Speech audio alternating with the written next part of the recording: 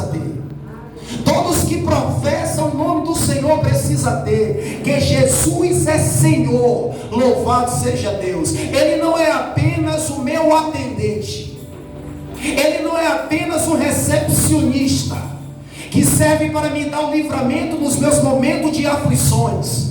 Ele é meu Senhor, e quando eu falo que Ele é Senhor e eu sou servo, isso significa que não vive mais eu. Por quê? Porque eu não tenho mais uma vontade própria.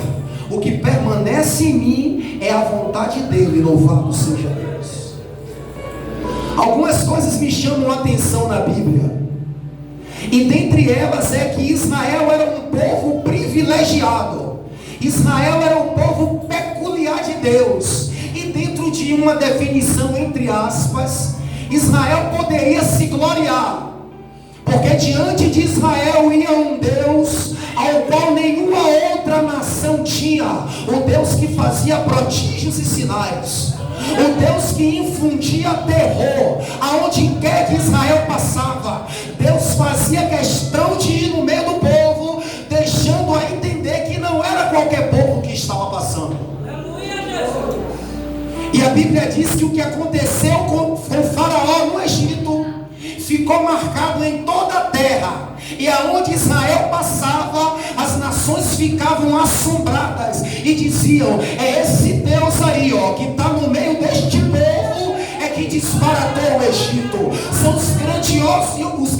o grandioso Deus, louvado seja Deus, que destruiu com Faraó.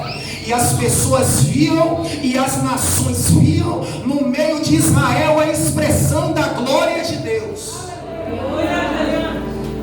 Mas é tristeza quando o povo que carrega o nome do Senhor, é lamentável quando o povo que carrega a glória do Senhor não vive de acordo com aquilo que recebeu, não vive de acordo perante o Deus cujo qual está no seu meio.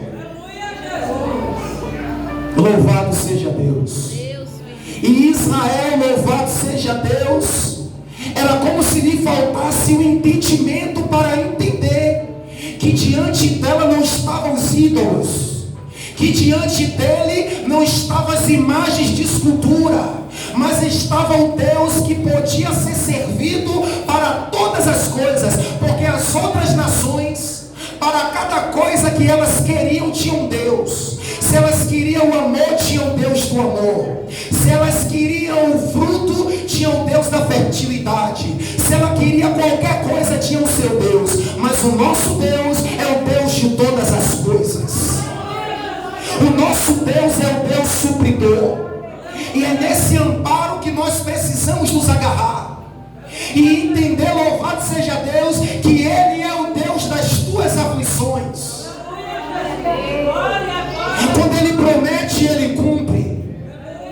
Quando Ele chama, Ele garante. Quando Ele fala, acontece, porque Ele é Deus e não precisa do auxílio do homem. Agora, tudo que esse Deus terrível quer é de uma igreja que ande em santidade com a sua palavra. É de uma igreja que não ofereça, mas seja um sacrifício vivo, santo e agradável. Para quê? Para servir de lei para o mundo.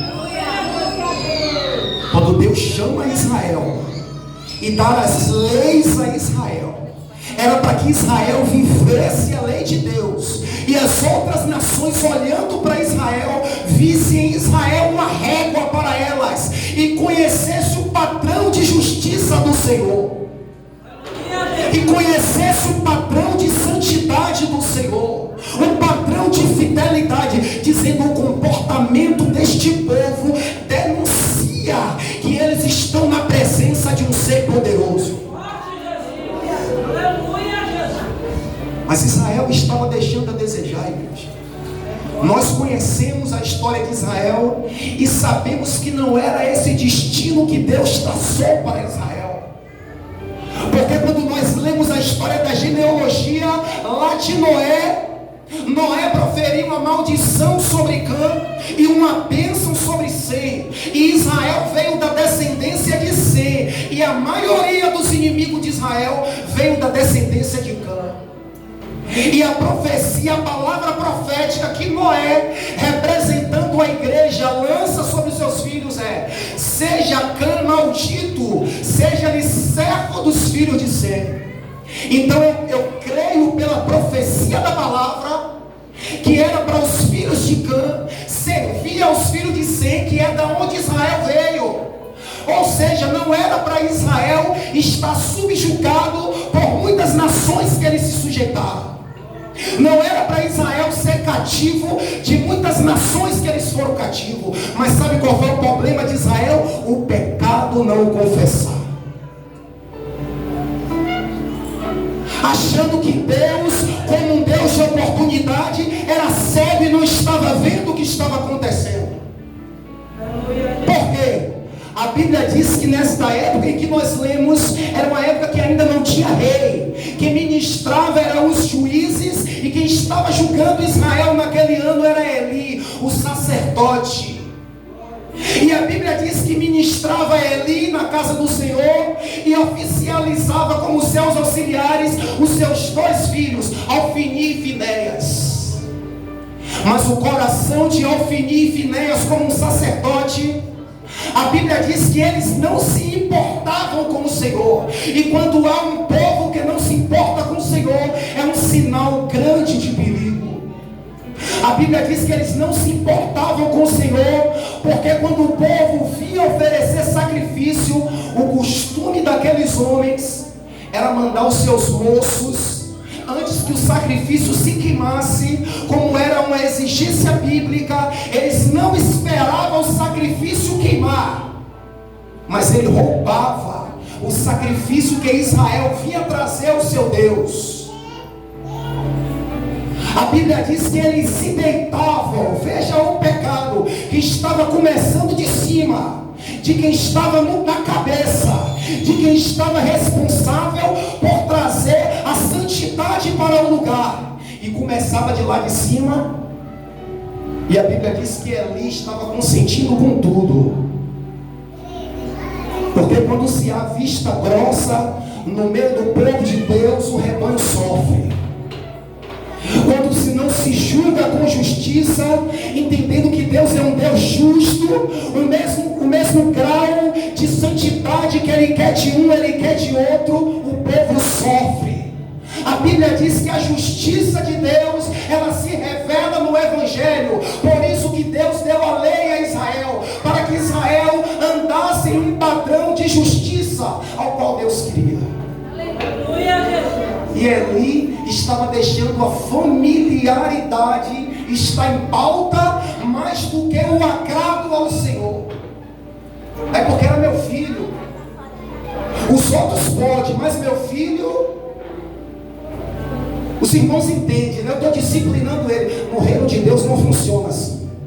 No reino de Deus, louvado seja Deus, o que pesa sobre um, pesa sobre outro. E você vê esse egoísmo internalizado dentro de nós. Queremos que o nosso parente homossexual seja salvo. Queremos que todo abrace ele. Pastor, vai lá fazer uma visita, pastor. Mas se fizer uma visita na casa de um estranho, para muitos de nós é falta de vigilância indo na casa do homossexual. Não é assim? Era esse sentimento que estava ali. Veja se Deus está compactuando com esses sentimentos e muitos outros de injustiça que às vezes tomam espaço no nosso meio. E é uma verdade. E é uma verdade. A Bíblia diz que precisa Deus levantar um profeta para exortar o sacerdote ali e dizer: por que honras mais o teu filho do que a mim?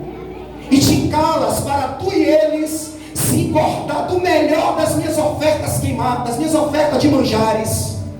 Não te dei eu as ofertas queimadas. Temos que saber fazer a separação, igreja, do que é nosso e do que é de Deus, porque acabamos ficando com a honra que é dele, com a glória que é dele. Porque a Bíblia diz: dai a César o que é de César. Sabe o que é da César, o que é de César? Você chegou 6 horas da noite com pressa para vir para a igreja. Você estava onde? No trabalho. A sua despensa está cheia. Deus não se fortaleceu com nada. Deus não recebeu glória com nada. Eu fui alimentar a minha família e dar a Deus o que é de Deus. É nesse trabalho você ser uma expressão da glória. É onde você pisar as plantas dos pés de boca fechada. O mundo espiritual saber que você pisou os pés e sobre aquele lugar foi ministrada uma bênção. E sobre aquele lugar foi ministrada uma autoridade. Porque o que minha Bíblia diz é que a igreja tem poder na terra para ministrar e o mundo espiritual acontecer. A Bíblia diz que todo ano Ana entrava aflita no Santo dos Santos, no templo. Aflita porque ela ia para adorar, mas a sua rival a afrontava, porque ela não podia gerar filhos. E a Bíblia diz que ela estava orando como um dia normal, batendo a boca.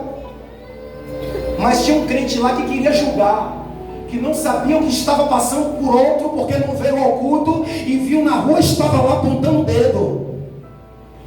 Por que tu estás embriagada? Afasta-te disso, viu? E ela foi humilde, irmão. Temos que ser humilde quanto às afrontas que vem de lá. Esse é o sentimento do Evangelho.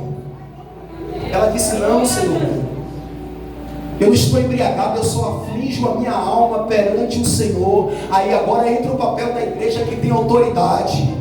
A igreja representada em Eli reconhece que errou, levanta as mãos, palavras minhas, mas ministra uma bênção. Eli disse: vai, e o Deus de Israel te conceda a tua petição. A Bíblia diz que o semblante de Ana já não era mais triste. Sabe por quê? Alguém abriu a boca em bênção sobre aquela mulher.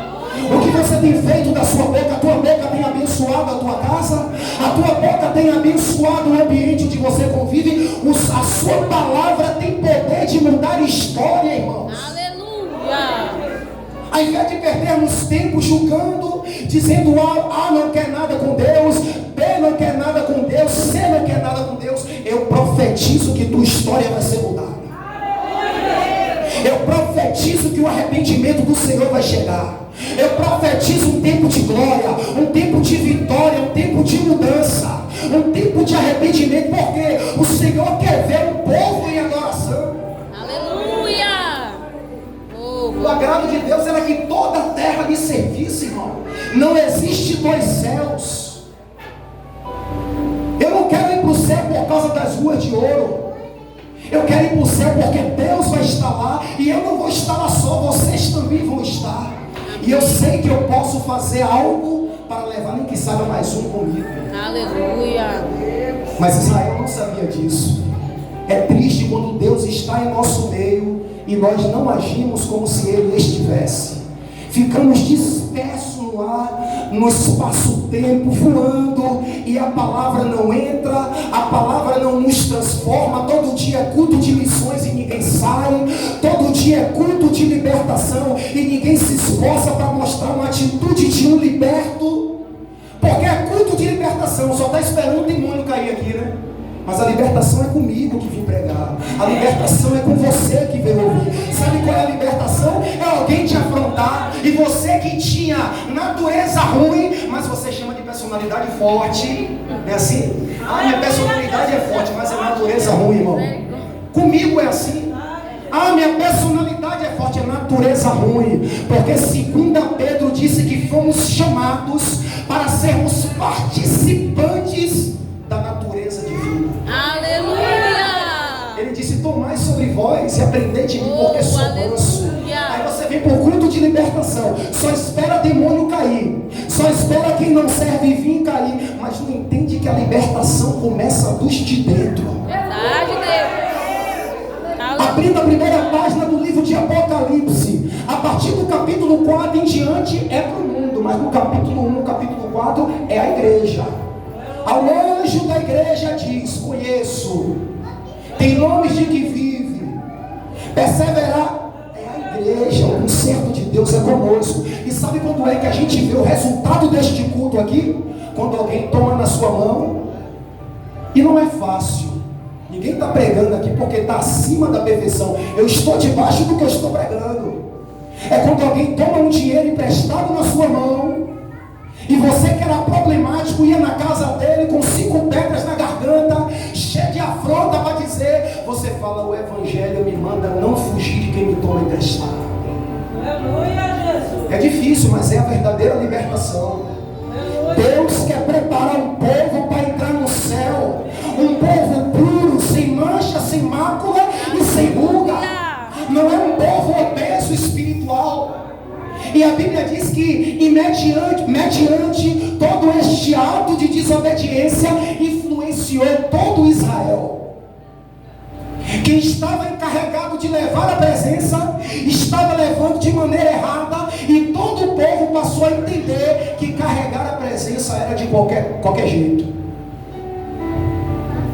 Aí você não via reinando igualdade, aí você não via reinando a paz no meio do povo. Traduzindo para os nossos dias, tinha líderes de grupo, um de mal com o outro. Traduzindo para os nossos dias, havia contenda por causa de que um queria uma coisa, outro queria outra, e não falava em nome da unidade do Espírito, que está escrito em Efésios 4, há um só Deus, há um só Espírito, há uma só fé e uma só direção. Falavam em nome de divisão. Aí olha só, o povo que estava vivendo de qualquer jeito se inchou o peito e teve coragem de ir para a guerra, teve coragem de enfrentar o inimigo daquele jeito. E a Bíblia diz que houve guerra entre Israel e os filisteus. Israel se acampou de frente a Ebenezer, e os filisteus se acampou no vale de Afeca. A Bíblia diz que travada a guerra, Israel é derrotado e morto 4.000 homens de Israel. Era isso que Deus queria para o povo? A vontade de Deus é boa, perfeita e agradável, mas só não estamos vencendo as nossas guerras porque não estamos nos importando com o Senhor. Só estamos perdendo a nossa guerra porque estamos lutando sozinhos. É guerra com o filho, é guerra com o marido, é guerra no trabalho, são guerras internas contra os nossos sentimentos. Aí a Bíblia diz que Israel, quando vai para a guerra, morre 4.000 homens de Israel. Sabe o que é que eles fazem? Não entenderam ainda que o que precisava era voltar-se para Deus, era sair do trono e deixar Deus reinar no meio deles. A Bíblia diz que eles disseram assim, manda trazer de Siló a arca da aliança, o símbolo da presença. Eles queriam viver de ritualismo, e o evangelho nos apresenta um novo e vivo caminho. Eles estavam lembrando do passado, as leis orais que Moisés deu ao povo, e até a lei escrita que Moisés deu ao povo, que falava que a arca da aliança ia diante de Moisés e grandes coisas aconteciam, mas só que quem estava ministrando estava liberando bênção sobre o povo, porque estava em santidade. Aí a Bíblia diz que eles disseram, manda trazer a arca da aliança. Traz a arca da aliança. O povo sabia que a arca no meio era um sinal de vitória. O povo todo brada em grande grito. Os filisteus ficaram confusos e disseram, que grito é esse no arraial de Israel? Eu não entendo, porque o natural da guerra é quem perde e fica triste, mas esse povo está alegre, com gritos de júbilo. Quando mandaram indagar, chegaram à resposta dos filisteus e disseram, é que a arca veio ao arraial, é que a presença de Deus veio ao arraial. É por isso que Israel está feliz. A Bíblia diz, sabe o quê? Que os filisteus ficaram aterrorizados. Por quê? Porque eles sabiam o Deus que estava no meio de Israel, e o que a arca, que representa a presença de Deus, tinha feito no Egito e durante os 40 anos que Israel andou no deserto. Como começando com Josué, lá no capítulo 6, no capítulo 7, na invasão da terra de Canaã, Deus deu vitória, começando em Josué e finalizando a conquista das terras em Davi. Eles sabiam. A Bíblia diz que eles temeram. Mas é triste, é horrível terrível quando as pessoas veem que Deus está em nosso meio, mas nós não correspondemos à expectativa do povo. Não temos água para matar a sede, não temos pão para matar a fome, não temos uma palavra de vida e de autoridade para ministrar. Aí eles ficaram aterrorizados, mas disseram: não temas, Israel, assim como eles, não temas, ó filisteus, não sejais escravo deles, como eles foram nossos escravos. A Bíblia diz que Israel, porque estava com a arca, incharam o peito e foram para a guerra, mas o pecado continuava, as injustiças continuavam. Deus não é um Deus de subterfúgio, Deus não é um Deus de passar pano, Ele é um Deus de derrubar o que Ele não plantou e plantar a vontade dEle em nossos corações. A Bíblia diz que eles foram porque a arca estava lá. Escute isso aqui: eu tenho a presença de Deus de qualquer jeito, eu vou porque eu sou homem de Deus de qualquer jeito. Não, o meu chamado é para isso de qualquer jeito. Se você sabe que o teu chamado é para isso, se santifique de acordo com o teu chamado. Se você sabe que você é homem de Deus, se prepare como homem de Deus. Se você sabe que você é um escolhido, faça como Manoá. Deus manda que o anjo volte e nos ensine o modo de viver deste garoto. Todos que são escolhidos têm que ter esse sentimento: Deus, qual é o meu modo de viver? Deus tem um modo de viver para você. Deus tem um modo de viver para a tua casa. Você não foi escolhido para viver da tua maneira, do teu jeito e querer que as bênçãos de Deus sejam derramadas. Agora Israel vai para a guerra com a arca da aliança no meio. É travada a guerra e Israel novamente é derrotado. Só que agora não foi mais 4.000 homens, foram 30.000 homens mortos do exército de Israel. 30.000 homens mortos diante dos filisteus. A arca é tomada, Deus mostrando ao povo que não queria ritual, não queria simbolismo, não queria apenas os cartazes, queria que os corações se voltassem, queria que os corações se purificassem, se preparassem para receber porção da presença. Aí os filhos de Eli são mortos, a arca é tomada. Veja o desastre, o cenário fúnebre que Israel estava sofrendo só por causa da desobediência ao Senhor, só porque queria viver como eles queriam. E eles voltaram lamentando porque nos aterrorizou o Senhor. Aí agora entra o que nós lemos. Aí Deus faz Samuel crescer em seu ministério profético. E Deus está à procura de Samuels. Porque o que a Bíblia diz era que nas épocas de Samuel as visões eram raras e a palavra do Senhor era rara. Mas o silêncio foi quebrado em um homem e um jovem de Deus que estava chegando na obra com o coração aberto, que estava chegando na obra com um sentimento de somar. O que passou, passou. Não quero viver de quem eu era, não quero viver de quem eu já fui. Eu quero saber em que eu posso somar para o reino. Jesus disse: orai ao dono da seara para que mande mais ceifeiro. Você se considera ceifeiro? Esse convite é para você. Você se considera um trabalhador da seara de Cristo? Esse convite é para você. Mas temos que entender, igreja, que para fazermos o mínimo serviço na obra de Deus, precisamos estar em santificação do espírito, da alma e do corpo. Vamos para Atos 7, vamos para Atos 6. Precisava de alguém para servir a mesa, porque as mulheres dos helenistas estavam sendo esquecidas da distribuição diária. Os apóstolos tomam a palavra e disseram: não é razoável que abandonemos a pregação do evangelho para servir a mesa. Escolhei dentre vós 7 homens cheios do Espírito. Olha aí. Glória. A exigência? Cheio do Espírito. 7 homens cheios do Espírito Santo. Aleluia. Para quê? Para servir a mesa. Não é para pregar a palavra, não. Aleluia. Não é para ser líder de ministério, não. Não é para subir nos púlpitos, não. É para servir a mesa.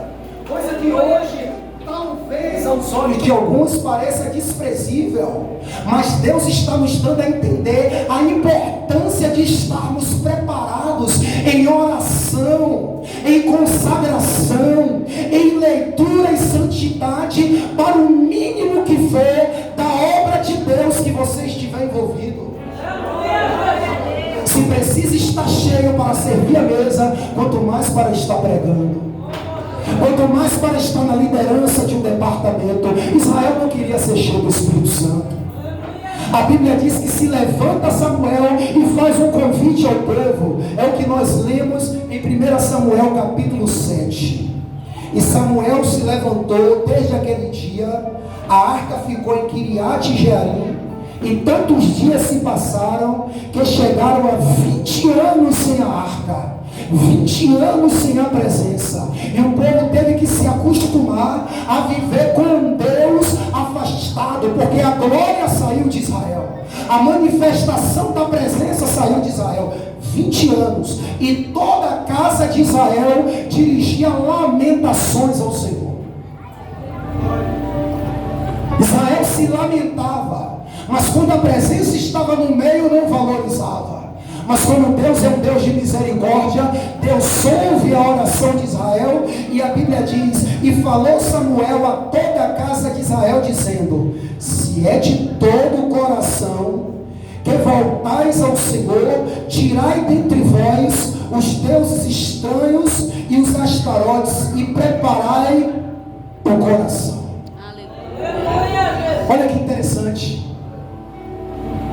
Quando o homem de Deus, que tem na boca a palavra de Deus, que tem um chamado de Deus para liderar um departamento, para estar na frente, olha qual é a primeira intenção deste homem: é fazer com que a régua da justiça de Deus seja vista. Samuel poderia chegar, como muitos de nosso meio hoje, e dizer: não, continua de qualquer jeito, vamos botar só a campanha, vamos botar aí só brincadeira, só diversão. Samuel disse: epa, se é Deus, segue, mas se é Baal, também segue, mas se defina, porque esse é o motivo de a vitória ainda não ter batido na sua porta. Esse é o motivo de tanto sentimento de derrota, é a falta de fidelidade. Independente do que ele faça, independente do que ele execute, mas pelo que ele é. Sadraque, Mesaque e Abednego disse: ó rei, se o Deus a quem servimos quiser, ele vai nos livrar, mas eu não sou fiel por causa das circunstâncias, eu não sou fiel por causa dos livramentos, porque os livramentos é uma consequência de como está a minha vida. Quando Israel estava em santidade, Deus dava vitória. Então Samuel, quando chega para liderar, ele vai na raiz. Ele vai na raiz do problema, porque o machado de Deus não está no caule, porque no caule o mal torna a crescer. O machado de Deus não está na folha, está na raiz, porque Deus, ele trabalha em cortar o mal e implantar em nós a vontade dele. Samuel diz: olha, eu estou percebendo que vocês estão dirigindo lamentações, entra na minha casa, entra na minha vida, mas ainda há um desejo de curtir o carnaval. E isso não é uma acusação, mas é um convite à verdadeira libertação. Eu estou vendo que você veio pegar uma bênção, ser ministrado, mas ainda tem desejos confusos. Porque vocês estão lamentando porque não tem a presença. 20 anos era para vocês estarem derramados diante do Senhor. Vocês estão lamentando. Quem olha pelos olhos da carne pensa que é verdade, mas Deus que sonda o coração está me revelando, diz Samuel, vocês ainda precisam tirar os astarotes. Eu não sei qual é o astarote que está no seu coração. Eu não sei qual é os Baalins que estão no seu coração. E eu não estou dizendo de Baalins daquela época. É de deuses que está ocupando o lugar de Deus em nossa vida, e impedindo de Ele reinar e a verdadeira bênção chegar na nossa casa. Aleluia. Porque eu sirvo um Deus de bênção. Eu sirvo um Deus de vitória. Não sou melhor do que ninguém. Eu sou o principal dos pecadores. que sou dependente da graça. Mas se eu vou contar exemplo de bênçãos que eu não corro atrás, mas Deus me alcança, eu acredito que tem muitos irmãos assim, mas como eu não sei quem, eu não posso estar apontando. Eu estou falando por mim, mas sei que você também. Agora sei também que não são todos. Sei verdadeiramente que não são todos. O apóstolo Paulo diz, porque alguns ainda com efeito da familiaridade têm comido com ídolos, ou seja, não entenderam o que é o Evangelho. O Evangelho é muito simples, irmão, já estou encerrando. O fardo que coloca é o homem. A dificuldade que coloca é o homem. Mas se lermos a Bíblia sem auxílio de teólogo nenhum, a peça fundamental, se antes você tem o domínio dela, sem ler nenhum outro livro, eu tenho certeza que a tua entrada está garantida no céu. Porque a Bíblia, como palavra de Deus, ela é suficiente. Aleluia. Eu digo isso porque eu fui liberto das drogas. Não fui para centro de recuperação. Minha mãe nem gosta muito quando eu falo, mas eu falo porque eu testifico do poder que tem a palavra de Deus. 12 anos com humildade e perseverança, lutando comigo mesmo e com Deus em oração, para me manter no caminho da bênção. Mas ex-usuário de crack, ex-cheirador de cocaína, mas hoje, louvado seja Deus, não deixando de anunciar os desígnios de Deus, para que a fé do povo se apoie não em sabedoria humana, mas no poder de Deus. O poder do Evangelho é real, irmãos. O poder do Evangelho é real.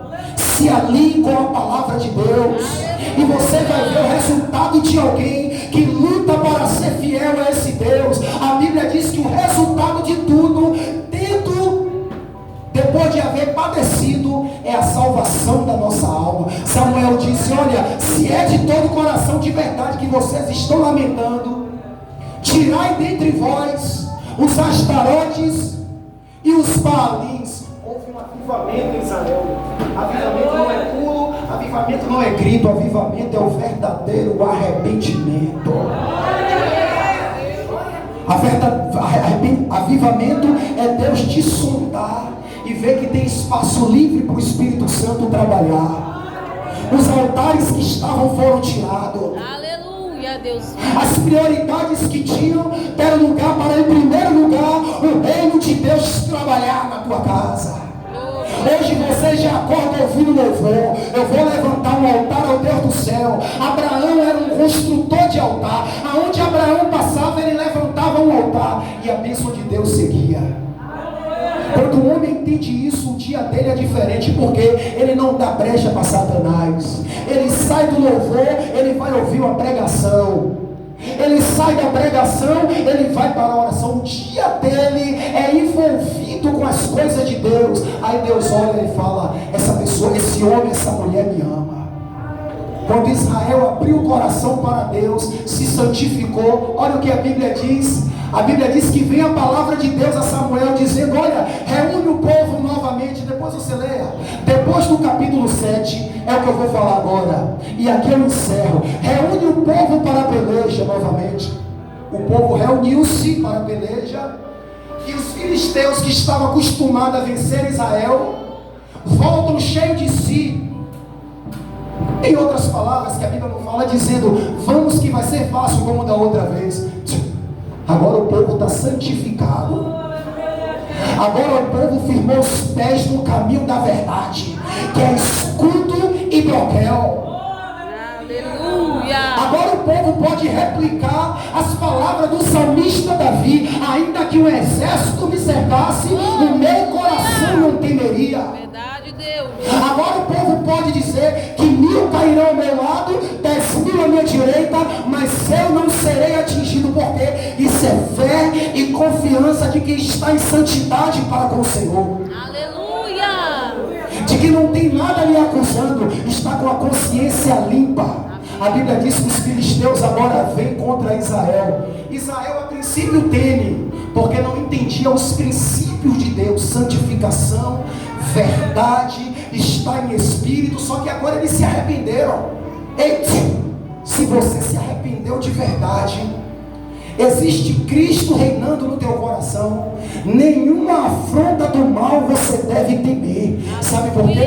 Jesus disse através do apóstolo Paulo em Efésios: tomai também o escudo da fé, com o qual podereis apagar todos os dardos inflamados do maligno. A fé, ela te blinda, a fé, ela te protege. Israel temeu e disse: Samuel, não pare de orar ao Senhor por nós. Mas não foi a oração de Samuel, foi a graça que achou espaço para operar, porque o povo agora estava quebrantado, o povo agora estava amolecido, o povo agora estava andando diante de Deus, correspondendo à altura da presença que estava entre eles, em santidade.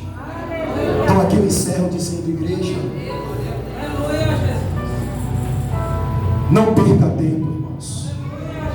Havendo profecias, vai acabar. Eu sei que todo mundo gosta de um culto de revelação. Eu também gosto, quando vem de Deus.